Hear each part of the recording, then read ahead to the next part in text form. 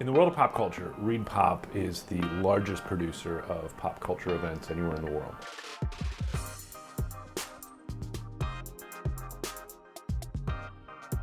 Almost 2 million fans will come to a Reed Pop show somewhere on this planet in 2019.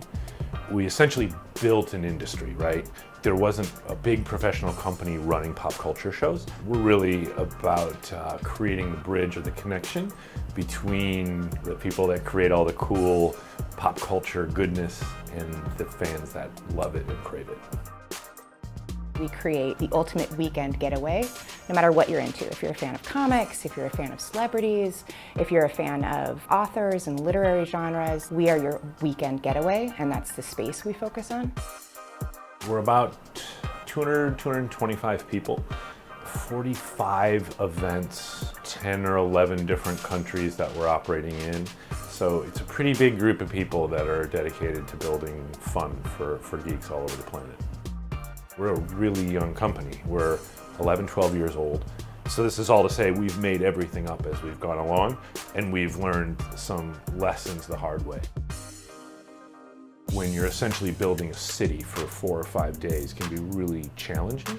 You're doing business in New York City and dealing with a lot of really skilled laborers, and so probably north of 10 million in terms of cost to do it. What's so neat about New York Comic Con is it's not your typical trade show. It's very much a collaboration when working with Reed Pop for this show. We build the booths, build out and decorate the lobby, the inner roadway. We have over 600 exhibitors that are outside with their activations and working on their timing, scheduling their trucks, making sure that they're coming in earlier, they're scheduling their build with us. Like, how do we get this 2-story robot into the building, but they can't come till an hour before the show opens because they're going to be on Good Morning America. There's a lot of logistics like that that go into it, but it's not your typical trade show.